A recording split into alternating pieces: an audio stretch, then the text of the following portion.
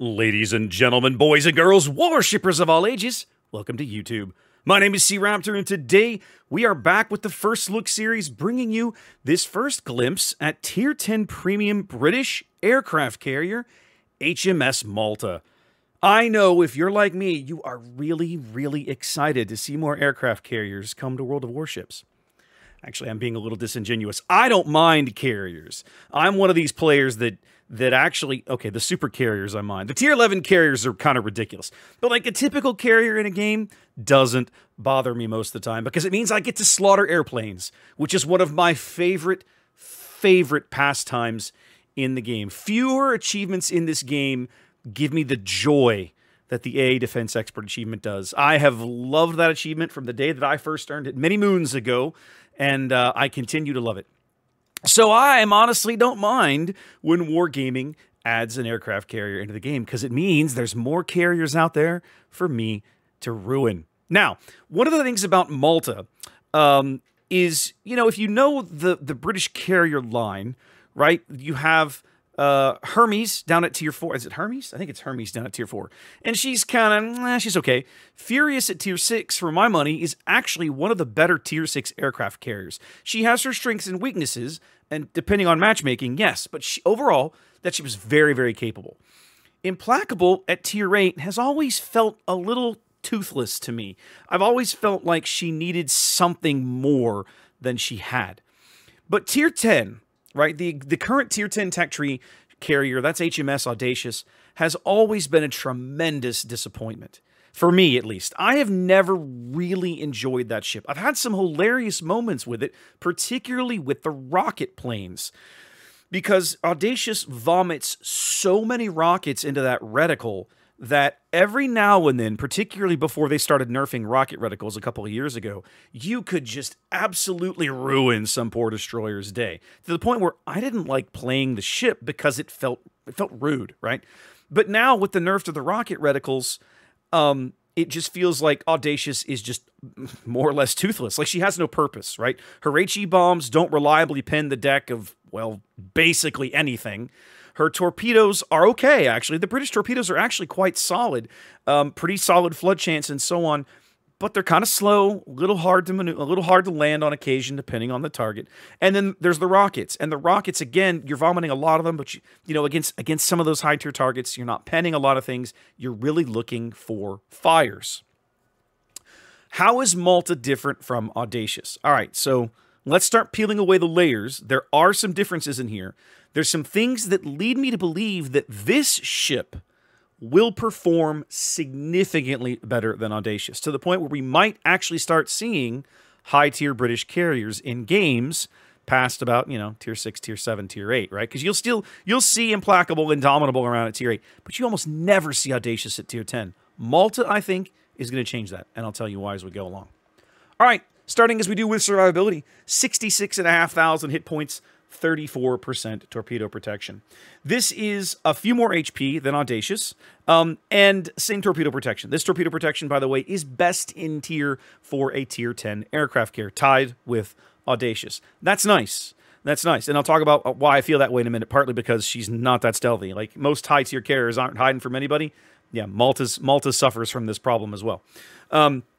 So, you know, in the event an opposing carrier tries to snipe you, how is he likely to do it? He's likely to try it with the torpedoes, especially the British carriers, which tend to be better armored against rocket attacks, attack aircraft, than most of their contemporaries. Okay, so unless it's the German AP rockets, most players will probably try to come after you with torpedoes, and your torpedo protection is pretty solid.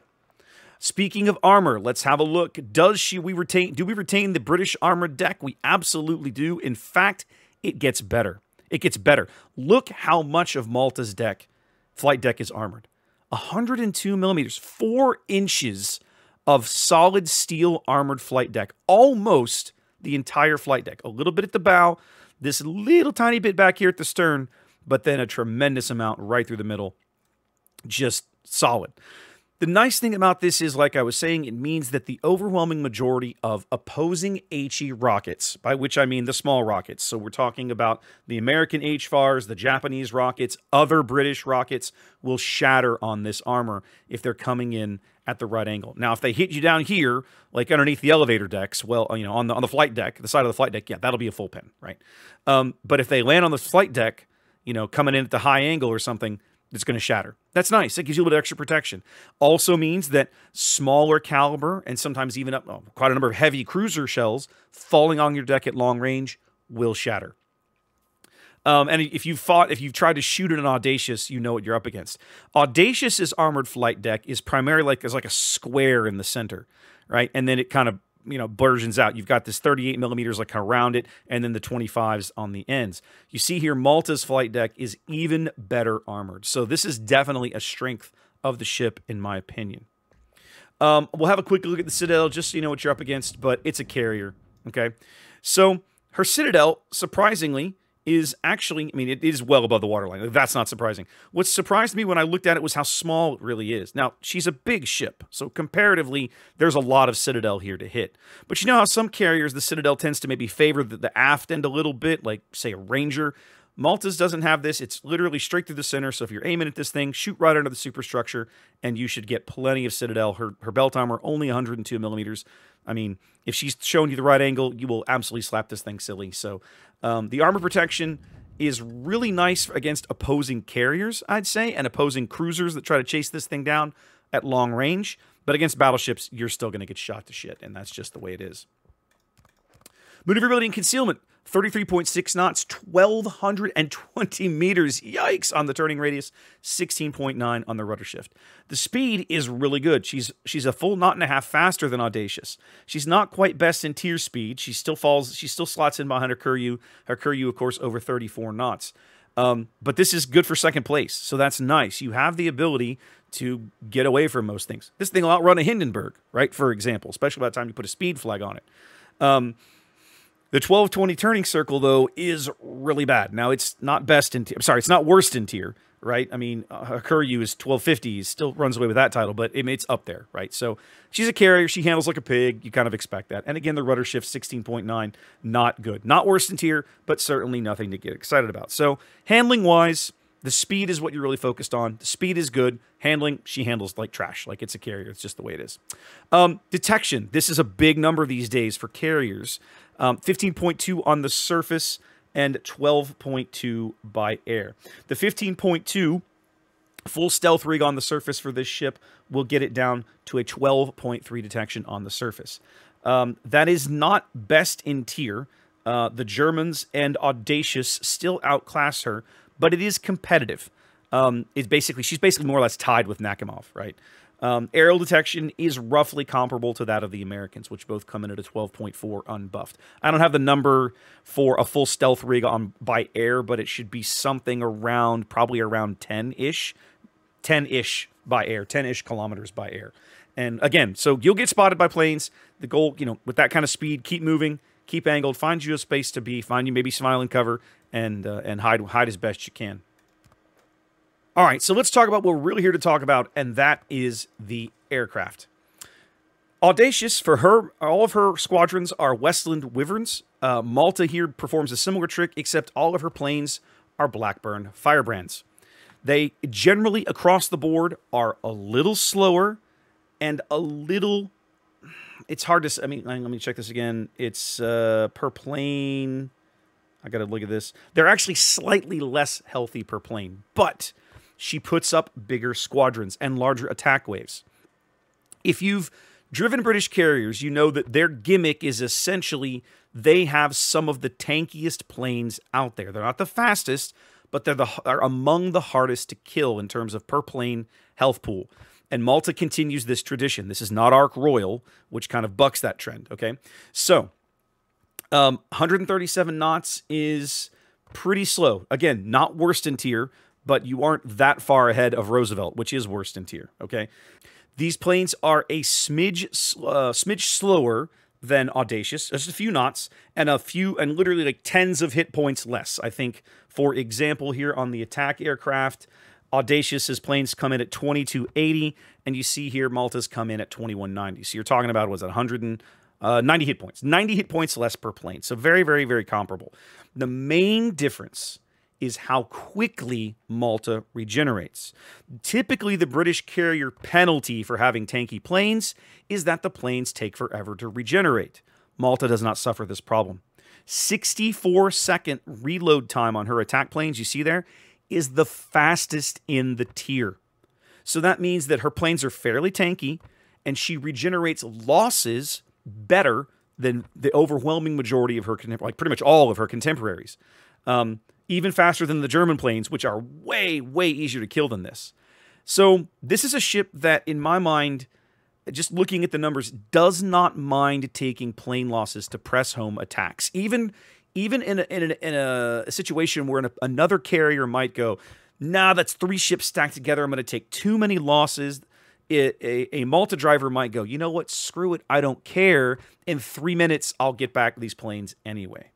So that's something to keep in mind, because all of her squadrons have this little perk.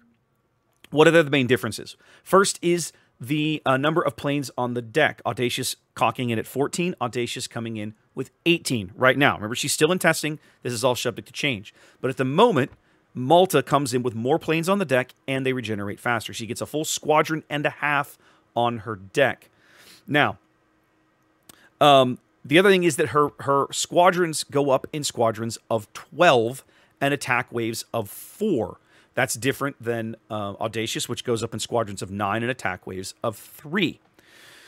So individual plane losses will hurt Malta a little less while she's driving around looking for things to attack. You lose a plane, you lose a couple of planes. You've still got quite a number of planes there. You still got 2 really solid attacking waves there, okay? In terms of rockets, let's say the attack aircraft here, for example, she puts 10 rockets on each plane, 4 planes in an attack wave for 40 rockets downrange.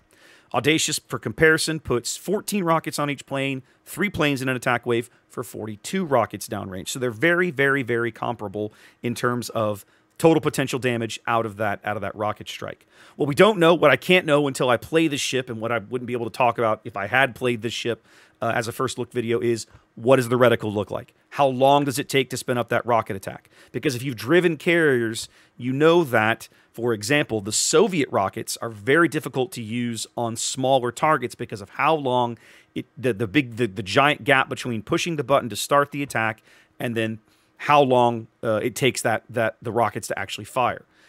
If Malta has the traditional British spin-up time on her rockets, then these should be very, very comfortable to use. If they have given her a more Soviet-style gap, these will be more difficult to use, and you'll have to be throwing them at probably nothing smaller than, I don't know, like a light cruiser or something. Now, she has the plane quantities and the tankiness, I think, to absorb losses throwing these at a light cruiser. I mean, going up against, say, a Worcester or something, these would really, really hurt a Worcester if you could land enough of them, and she certainly vomits out enough of them that you probably will. But yeah, there's definitely some differences there, so we need to keep an eye on that. That's something we don't know right now. Moving up to the torpedo bombers, again, you're going to find a lot of similarities. Again, we're looking at just a slightly lower number of HP per plane. You're looking at a few knots slower as well. What are the main differences? The differences are her attack waves are larger. Again, she's putting 4 planes down on the deck with torpedoes. So her attack waves of torpedoes are not 3 torpedoes. They are 4 torpedoes. I believe that is the only British carrier that gets this. I don't remember Ark Royal off the top of my head, but I'm pretty sure in the tech tree I know Furious is 2, Implacable is 3, and Audacious is 3. So that's noteworthy.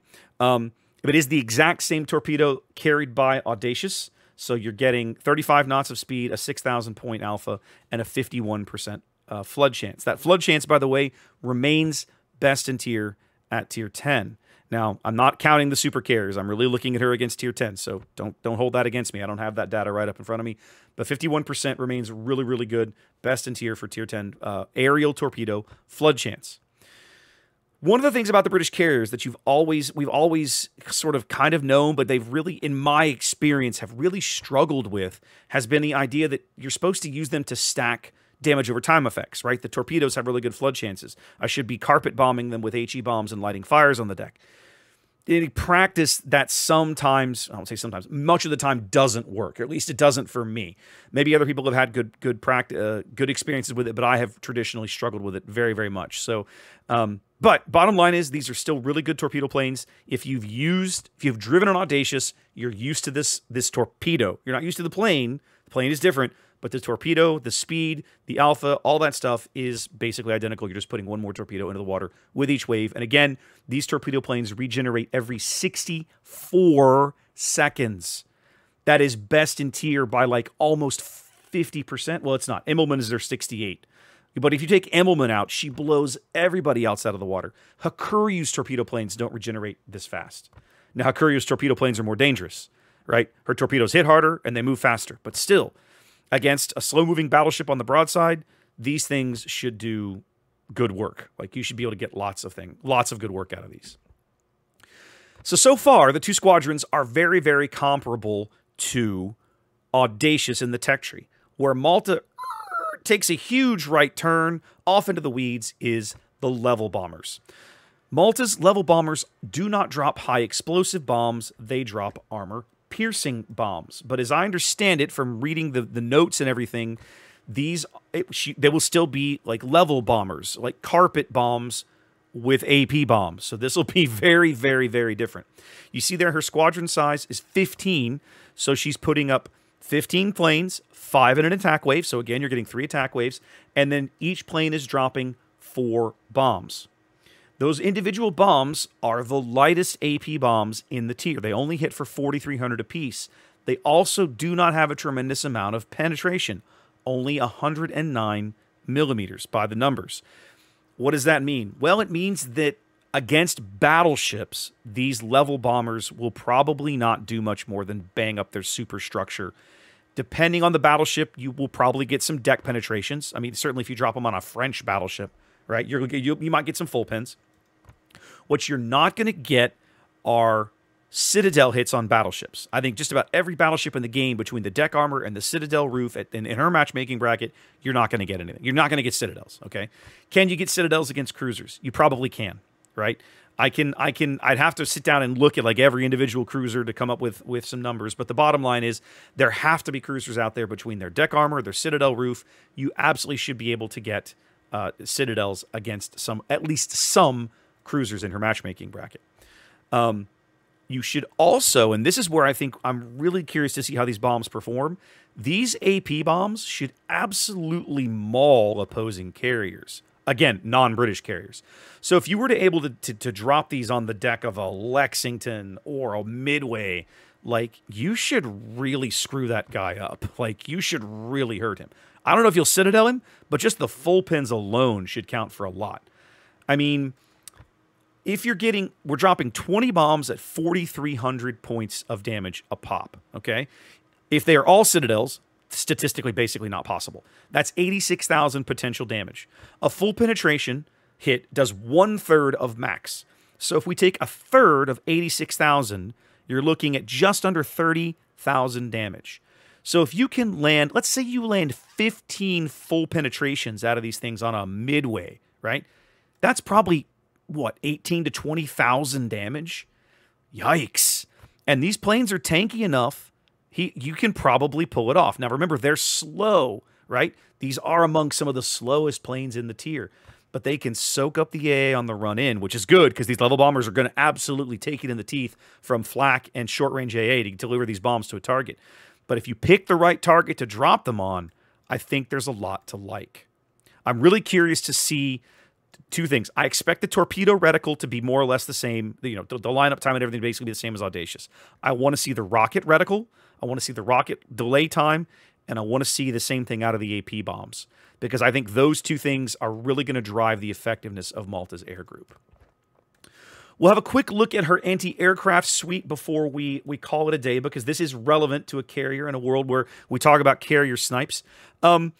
Malta's AA is not amazing, but it's probably serviceable enough for the tier. She's putting up six flak puffs at 5.8 kilometers. That is not best in tier, but when you consider Audacious is only putting up 4 flak puffs, it is an improvement.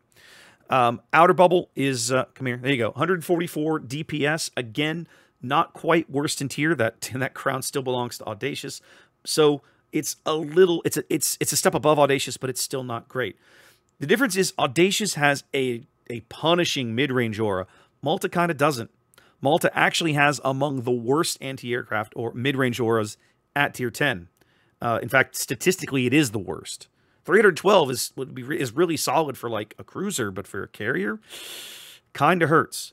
So for all the talk about carrier sniping, this is a tier 10 carrier that, in my mind, absolutely has to look out for opposing carriers. And again, in my mind, it's gonna come in the form of probably not AP rockets, because remember her deck armor, probably not torpedoes necessarily, because remember her torpedo protection, but AP rockets, AP bombs, even some of the larger HE bombs, right, won't shatter on, well, actually, no, they will, because the American ones only pen like 60 mils.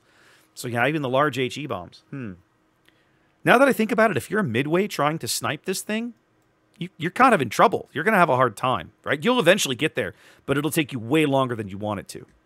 So with all of that said, right, like her armor scheme kind of lends itself to her being a little tanky, and the AA is a little on the weak side. So expect to the opposing carrier, once he figures that out, to probably target you while you're driving this ship. But I also expect him to be very, very frustrated with the results, because this thing will shrug off a lot of damage along the way in a game. Let's have a quick look at her consumables on the planes, just so you know what you're getting into. And there's nothing to get excited about here, guys. She has the standard engine boost and fighter on each of her squadrons, okay? She gets a heal on the torpedo squadrons, as you would expect, and she doesn't get anything exciting on the AP. So, again, from a consumables perspective, each of these squadrons has exactly what you'd expect. And then, of course, she has the automatic damage control party and her automatic combat air patrol fighter that'll pop up when she's spotted from the air. Anyway, guys, there is our first look at Tier 10 Premium British Royal Navy aircraft carrier, HMS Malta. Hope you enjoyed that. Wash your hands. Be safe. I'll catch you next time.